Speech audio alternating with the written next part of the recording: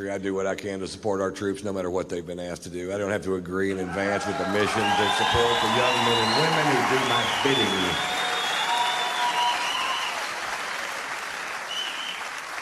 Last year I went on a UFO tour. UFO.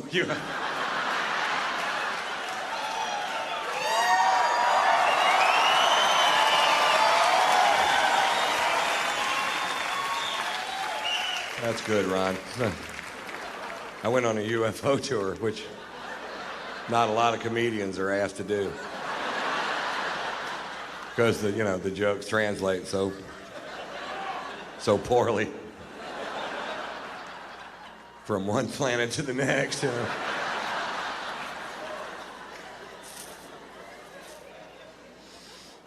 These are legal aliens.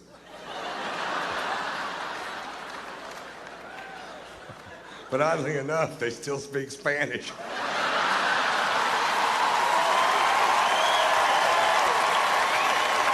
I went on a USO tour, and I'll tell you the difference.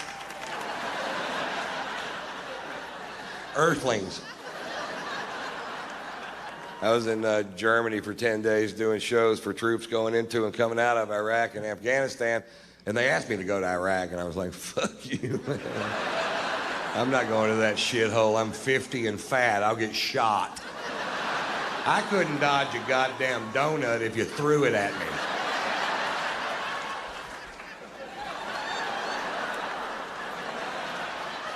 What'd you throw a fucking donut at me for, man? You hit me right in the heart. And then when we filmed Blue Collar 3, we filmed it in Washington, D.C., and the fine folks at the USO asked us to spend the day at Walter Reed Hospital. And if you go to Walter Reed Hospital, you'll see a byproduct of this war nobody likes to talk about, but they should talk about it every day, because the sacrifice these young men and women have made for this country, they can't take back, and they should be applauded and saluted and given the best medical care we can give them for the rest of their lives. And they should not live in abject poverty because they made a sacrifice to the greatest nation on this planet. And if we fail there, we fail everywhere we can fail, folks.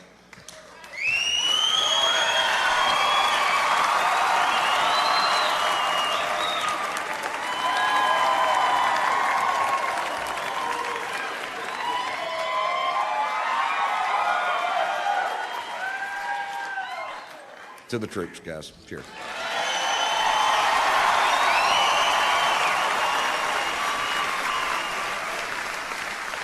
I'll tell you one USO story. We're going from room to room visiting these amazingly brave Americans at Walter Reed. Me, Jeff Foxworthy, Bill Engvall, Larry the Cable Guy. We go to this kid's room, and this kid is mangled. I don't know what they'll ever do for him. The only way he could talk was to hold a finger over a hole in his throat. And he'd breathe in, and he wouldn't use a lot of words, but what he said was very poignant and very funny. And I was just sitting there admiring him, going, who the fuck is this kid to be this brave, you know? And I carry a man bag, and in the bag are cigars and cigar cutters and lighters and reading glasses and sunglasses and Tampax and my wife's titties and all the things I need to make it through an afternoon. We're about to leave this kid's room, and Foxworthy goes, you know, you're the only person today that didn't make fun of Ron's purse. And this kid goes,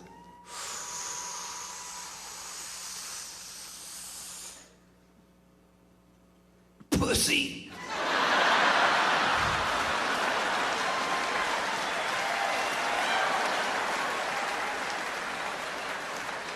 That's the only time I've ever seen Foxworthy snot.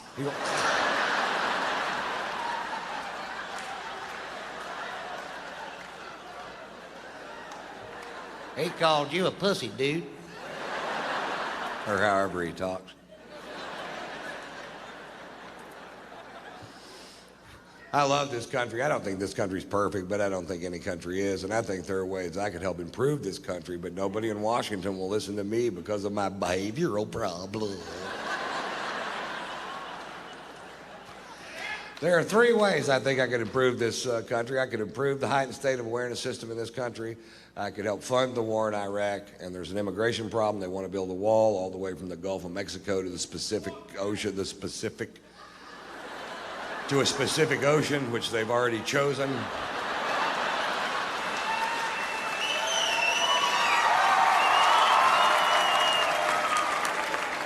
Oh, he was sharp than that. We saw him.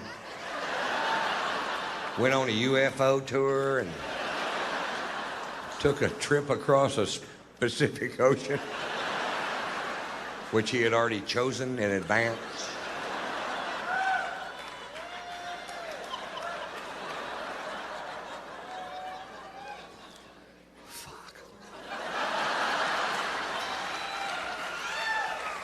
Folks, I believe in my heart that the Department of Homeland Security's color-coded heightened state of awareness system might be the most useless thing ever shoved down the throats of the American people. In all my travels, I've yet to meet one person that knows what to do different if the heightened state of awareness is yellow or orange or yellow. Nothing ever happens anyway. I haven't met one person that knows that there are 5 heightened states of awareness in this country. Did you know that, sir? Fuck no, you didn't. Oh, no. Blue, green, yellow, orange, and red. Apparently, when the heightened state of awareness is blue, you don't even need sunscreen. You can just walk outside naked. You can't even burn my cock.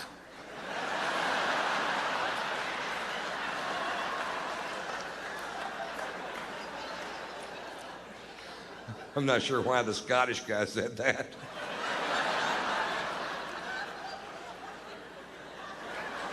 You can't even burn my cock.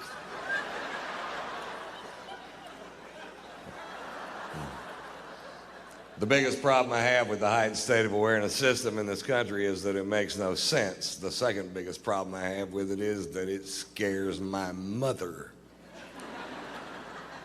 Thanks. The last time the heightened state of awareness switched from yellow to orange, my mother called me, and my mother is very rural, as am I. And mother called me and she goes, the heightened state of awareness just switched to orange. I said, I know, Mother, I was watching television. She goes, I don't know what to do. I said, Mother, nobody knows what to do. They didn't even print a flyer with this program. But since we were attacked on 9/11, Mama, we've all been in a general heightened state of awareness. She goes, I don't know what that means. I said, well, Mom, if you're getting on an airplane and the person in front of you has 7 H's in their name and a basket of fucking cobras,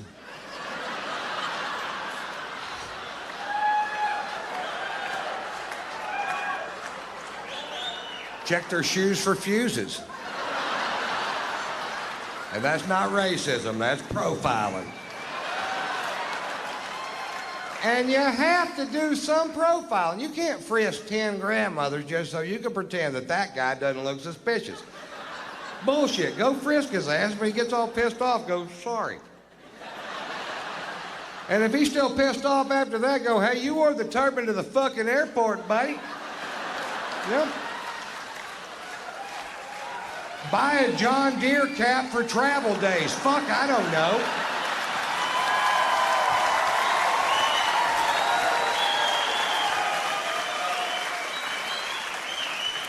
Buy a John Deere turban. Do they make them? I'm sorry, we're a little edgy.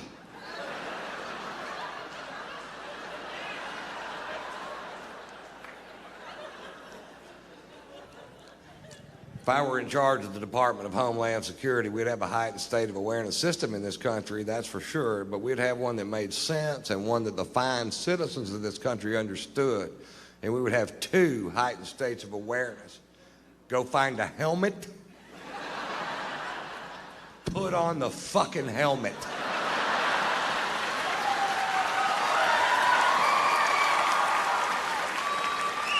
That way I know what to say to my mother when she calls. I don't know what to do. It's put on a fucking helmet, damn. Put on a fucking helmet, Mom. That strap goes under your chin, Mother.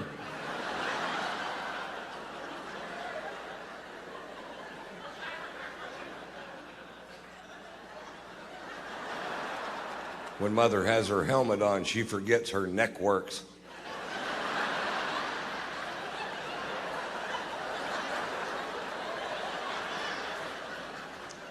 Just turn your head, Mom.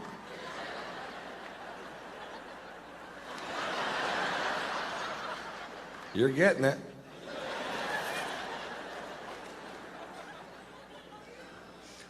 We find ourselves, folks, in the middle of a war we can't afford financially. I won't address any other aspects of the war this evening, but it is time to refit the biggest army the world has ever seen. And here's the problem. We're broke. We ain't got no money. We're still writing checks like you do in real life. Just praying to God somebody will cash one of these useless son of a bitches, you know? You're $17 trillion in debt. You still got a checkbook, really?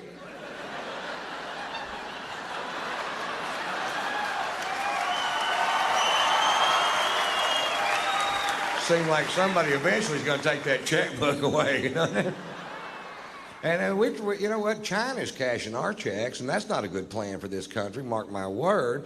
And they can't figure out a way to fund this war. And I came up with a great idea that nobody will listen.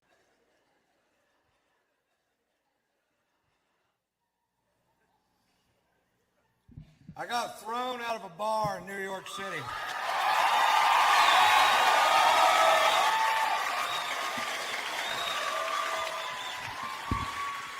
Now, when I say I got thrown out of a bar, I don't mean somebody asked me to leave. We walked to the door together, and I said, bye, everybody, I gotta go. 6 bouncers hurled me out of a nightclub like I was a Frisbee. Those big old bouncers that go home every night, watch Roadhouse, and beat off. You know what I'm talking about? Patrick Swayze's hitting another guy.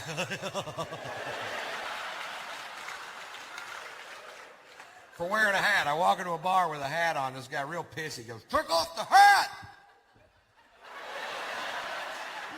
I'm like, "What's the deal?" He goes, "I'll tell you what the deal is. Faggots in this area wear hats. We're trying to keep them out of our club." I'm like, "Oh, really? The only way we can tell down south is if they have their hair cut like yours."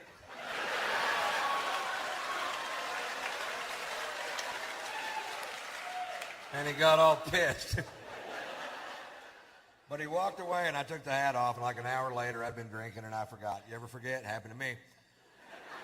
I put the hat back on. The guy comes over to me. Now, I'm between 6'1" and 6'6", depending on which convenience store I'm leaving. I weigh 235 pounds. This guy comes over to me, poking me in the shoulder with 2 fingers, says, "You're out of here." I'm like, "I don't think so, Scooter." And I was wrong. They hurled my ass. And then they squared off with me in the parking lot, and I backed down from the fight because I don't know how many of them it would have taken to whip my ass. But I knew how many they were going to use. It's a handy little piece of information to have right there. Overkill. Well, they called the police because we broke a chair on the way out the door, and I refused to pay for it. The cops showed up, and at that point, I had the right to remain silent, but I didn't have the ability.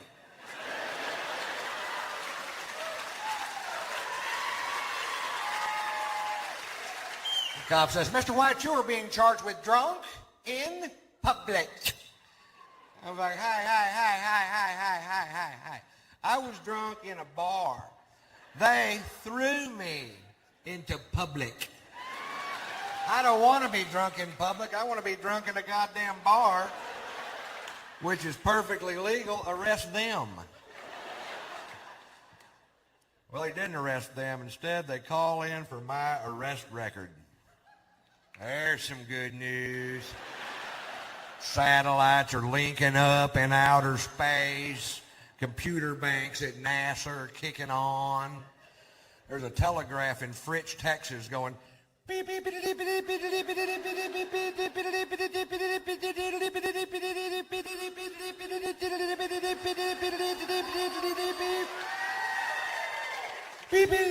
beep. This part takes a while.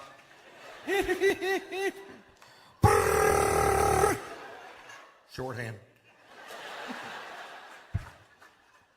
Beep.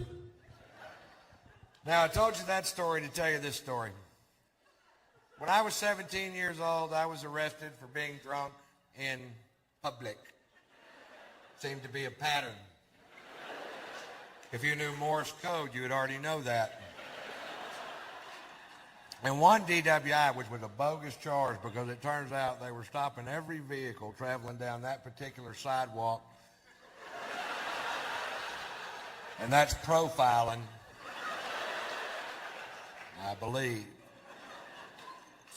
And the drunken public charge and Fritz, the arresting officer, who I had literally known all my life. You know what I mean? This guy lived 4 doors down from me in a town of less than 400 people. We've met. He takes me to jail. When we get there, he asked me if I have any aliases, and I was just being a smart ass and said, yeah, they call me Tater Salad.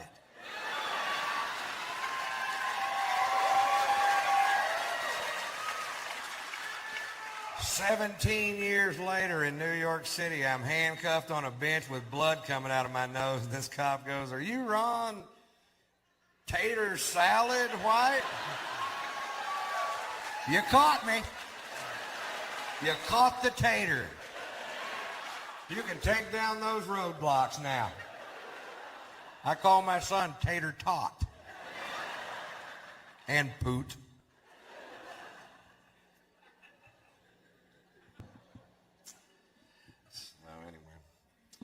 I am a dog lover. Actually, I love my dog. I don't give a shit about your dog.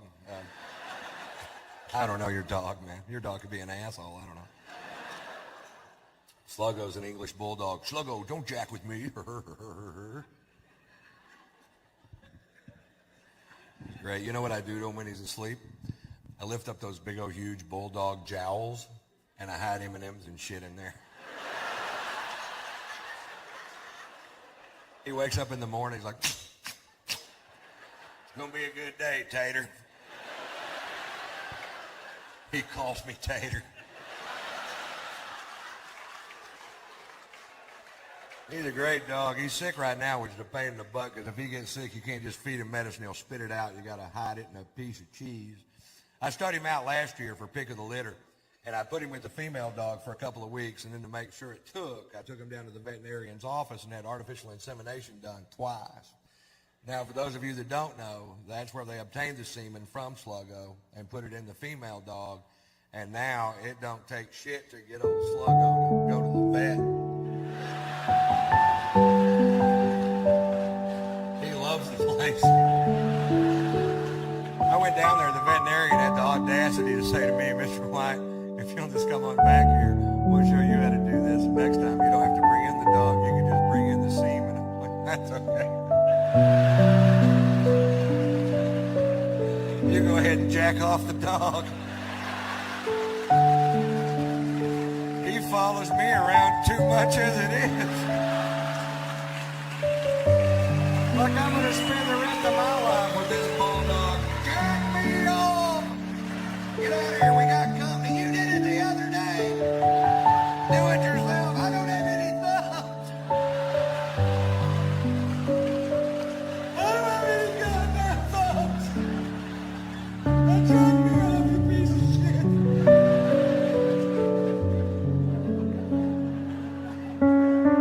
Do we talk to Daddy that way?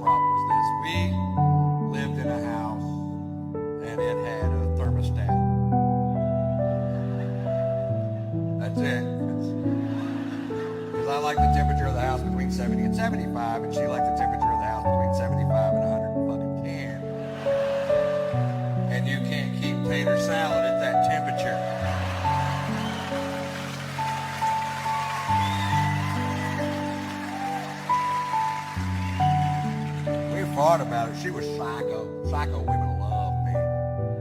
We up an argument one night about the temperature of a dwelling. She goes outside with a butcher knife and cuts the tires on my truck. So I drug up an old Polaroid and entered her in Hustler's Beaver Hunt.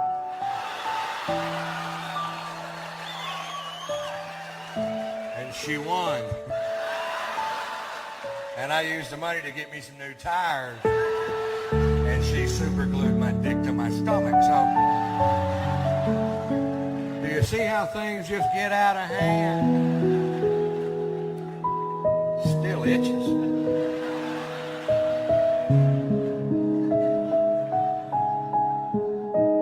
What?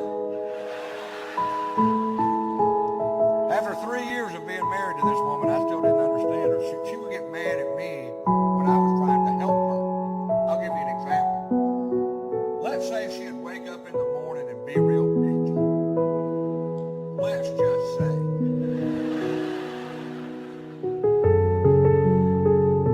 And I knew in my heart